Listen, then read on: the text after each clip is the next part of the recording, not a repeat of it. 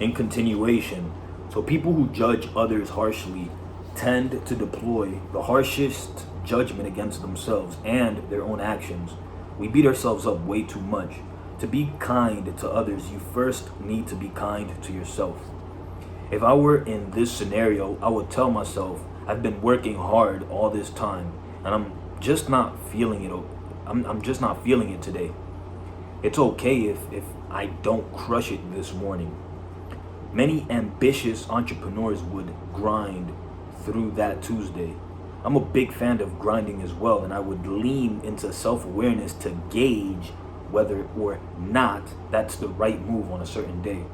It's like working out. Out of the approximately 320 days a year, I work out. I don't really feel like it about 290 of them, but I know if I can just get through the first 5 or 10 minutes, I'll get into my flow. Recently, after about 6 years or so of a solid exercise routine, I've been easier on myself and taking a day off now and then when I really don't feel like working out. That's been a healthy addition for me. Maybe you're the kind of person who needs to drag yourself out of bed and push yourself for 5 or 10 minutes before you start enjoying what you do. Or maybe you're at the point where pushing yourself would lead to burnout and you really just need time off. As long as someone's well-being isn't affected, I actually think more entrepreneurs should give themselves permission to wake up and say, hey, I'm going to watch cartoons today. At what point does taking time off become laziness?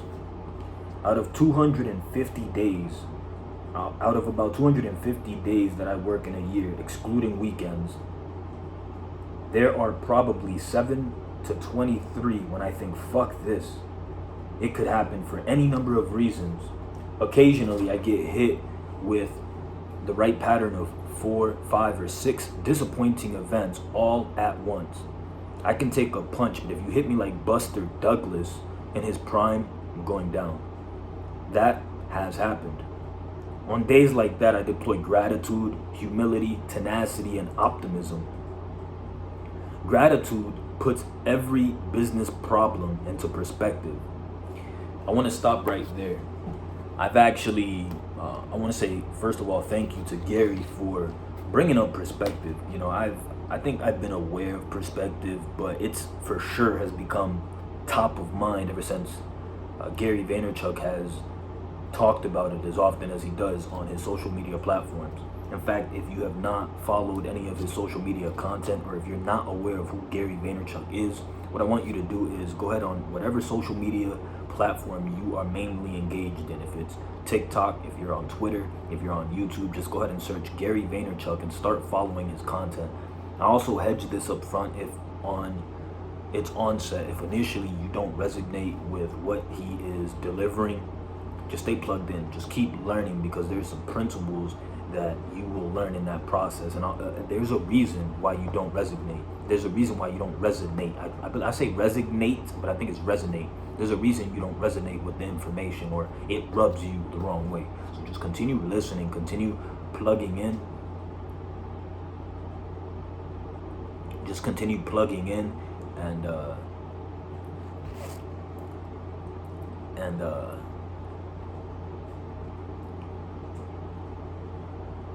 you'll get a lot of value from this perspective. You'll get a lot of value just in general by listening to most of his content. But the reason I brought that up is because I've actually set a reminder on my phone, and that reminder it just says perspective, right? It's just a reminder for me to remember.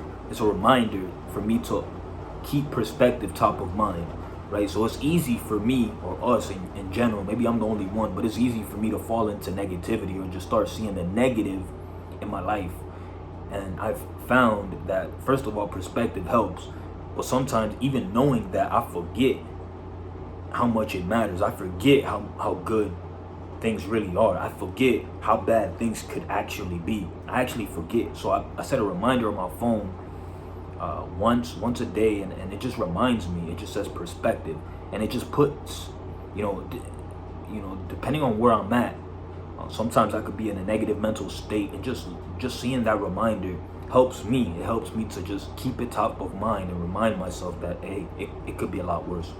So if you can get anything from this video, it's take action in terms of just simply reminding yourself that things could be worse, right? So just set a reminder every day at around the same time, maybe right when you get off work or right when you wake up for work. Perspective. And when you see that, think about how things can be if it wasn't what it is now. If you did not have the job you have right now, think about the jobs that you've had prior. Think about other times where you thought things were negative or things were just not going your way. Think about that relative to where you are right now and ask yourself, is it better or worse? And if it's worse, sometimes you have to lean into looking at somebody else's life, right? We tend to do that automatically when we see the good, right? We already utilize this, we already do this, we look into other people's lives. In fact, a lot of times why we fall into not thinking things are good or as good as they can be is because we're comparing ourselves to somebody else. So if anything, look at it from the other side. Look at somebody else's life that is not as fortunate as you, and lean into their struggle, if you will, and say, holy shit, I may not have this, but that person doesn't have what I have, nor does he have what you're wanting. Just perspective, and perspective could take you a really long way in this world that we live. I think I could be wrong by D, but this is a little bit of my thought process and where I'm at as I'm reading this book. So gratitude puts every business problem into perspective. Is my family healthy? Then I've already won. Humility gives me comfort with my position in the world. I need to be humble enough to take the punches. I'm not above that by any means.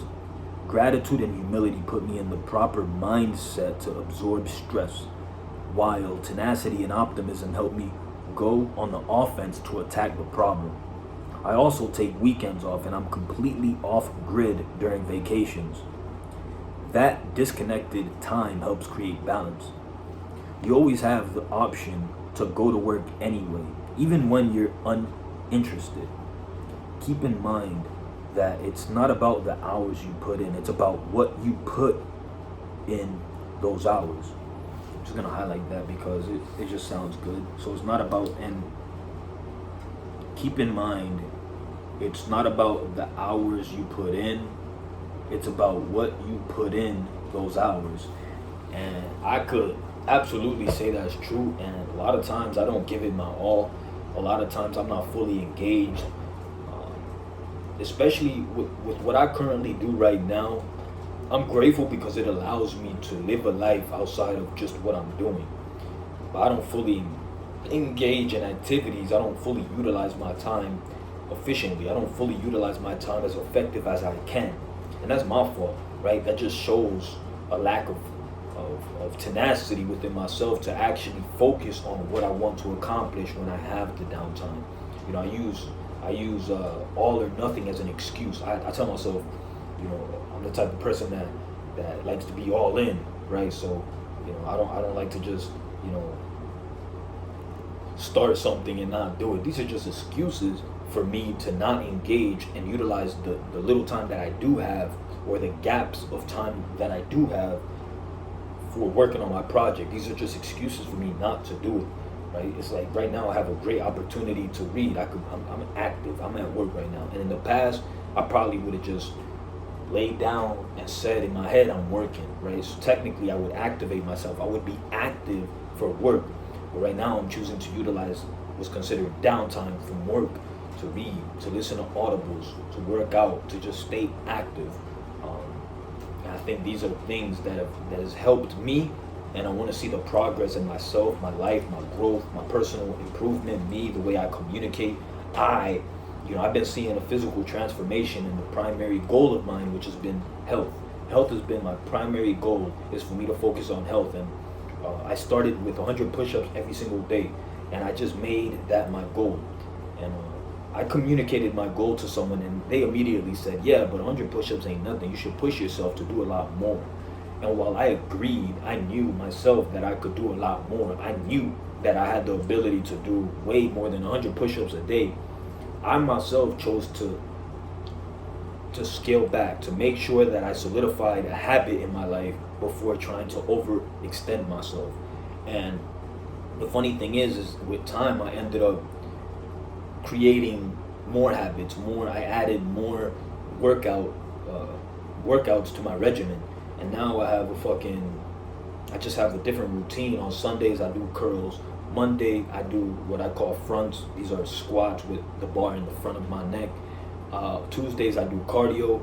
Wednesdays, I do curls. Thursdays, fronts. Friday, cardio. Saturday, fronts. So, and in between this time, I also have what I call making love. I have my machine that I make love with. And these are workouts, and I have numbers in which I want to accomplish every month. Can I do a lot more? In fact, have I missed just last Tuesday? I did not do cardio. Just last Tuesday, I missed cardio. Did I? Yeah, just last Tuesday, I did not do cardio. But that's on me, you know what I'm saying? And I added these workouts to my regimen. But I also have, like, I don't beat myself up as much as I would have in the past. I just continue going, continue pushing, and I have these parameters that I will accomplish. So instead of beating myself up about not running for cardio, I have a overall goal for the month, and that's to run. I had four jogs. I had to do 4 jogs at minimum a month, and I cranked it up. I added one more. So this month I have 5 jogs. I have to make sure that I jog 5 times. I have to get 5 jog sessions in by the end of the month. Today is the 8th of August, 2022. I haven't jogged at all yet. Again, I skipped out last Tuesday. I think maybe even the week before that. But I will get these 5 jogs in. That's a fucking guarantee. Even if the last week I fucking jog every single day, I will absolutely do it. And that's the power of goals. At a small level, I'm getting a taste of what it is to accomplish goals at a small level, and I'll transition to utilizing these habits as I continue elevating in life and making better decisions. For example, let's say you had to deal with sadness in your personal life.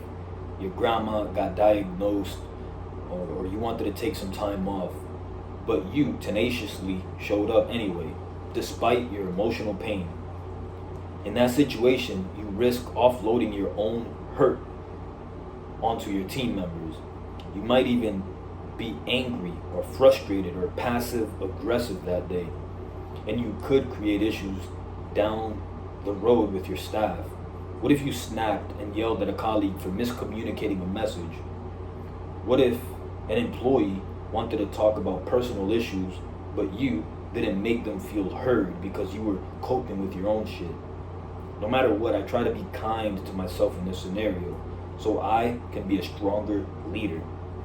If that means I take time off, great. If that means I just go through the motions at work and lollygag all day, great. I wouldn't judge myself. For me, it's most important to be kind to everyone I interact with that day, whether that's my vendors, customers, or most important, my employees. Patience is a secret ingredient here that helps balance ambition. Don't let your ambition put you in a mental space where you overanalyze your output every single day. Focusing on your journey over the course of a year or 5 or 10 years is more valuable than worrying about being lazy on a few days here and there. Maybe you had an effective day. Maybe you had an ineffective day. Maybe you had an ineffective month, or maybe something devastating happened that threw your whole year off. The key is being kind and patient with yourself first, and being aware of how much more time you have left. If somebody in your family got diagnosed, you need to take personal time for that. That's appropriate, not something you should feel guilty about. If you just wake up on a Tuesday morning and decide you don't want to go into your business because it's a gorgeous day outside and you'd rather spend it at the beach, don't judge yourself for that either. If you find yourself always getting the urge to take time off, and you should assess whether you still enjoy running your business through self-awareness. However, don't overvalue day-to-day output. Your overall journey is a more accurate reflection of where you're headed. Your overall journey is a more accurate reflection of where you're headed. And that's when people say enjoy the process. So your overall journey is a more accurate reflection of where you're headed. And the journey to me is defined as perspective. Life is the journey, but how you look at what your life is right now is essentially where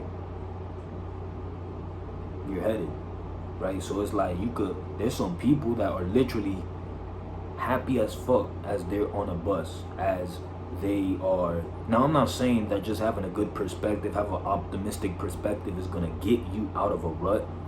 It'll get you out of a mental rut, but from a practical point of view, just being optimistic is not gonna be the answer for you to break out of a financial situation. You got to be practical. You have to learn money. You have to learn finance. You got to learn business. You got to learn how to communicate better. You got to learn how to associate with positive people. You got to learn how to make money. You got to learn how to have money work for you. You got to learn how to make money work for you. You got to learn about money, because ultimately that's the area in which you're looking to break through. But optimism is going to help you through that journey, meaning you have two choices in that time. You could either be negative, mad as fuck. You could keep complaining internally and say, why the fuck I don't got money? Why the fuck I gotta be on the bus? This shit sucks. Fuck life. All this negative shit. Or you could say, you know what? This is true. But you know what? I got the opportunity to learn while I'm on this bus versus driving. I got the opportunity to actually be more tuned in. This is one less thing that I actually have to do. I could save money instead of putting money on gas and insurance. The money that I am making, I could actually utilize it towards a course to help me elevate myself from a financial point of view. It's all perspective, right? And these different perspectives that you have as a human allow you to make different decisions, either shitty decisions or quality decisions. Perspective leads to a decision, and that decision is ultimately going to be based on how you look at things. If it's negative, you're going to make decisions from that framework. And if it's positive, you're going to make decisions off of that framework. And ultimately, that's going to lead to the next month, the next year, the next 10, 15, 20 years of your life, based on the small decisions that you make today. And that starts with what perception you have of your moment, your current moment right now. Let's say you have a small company that you're scaling up. And what I'm going to do is, if you want to continue tapping in, comment below. Let me know specifically if you want me to address a specific point that I read on this book. Comment below. If there's a comment or a thought or something you disagree with, make sure to include that in the comment section as well. Make sure to subscribe, like, and also hit the link below. I want you to hit the link in the description section, and we're going to stay plugged in. We're going to show you how to start generating passive income. And when I say we, don't look at me as the poster child. I got some good stuff coming. Let's go.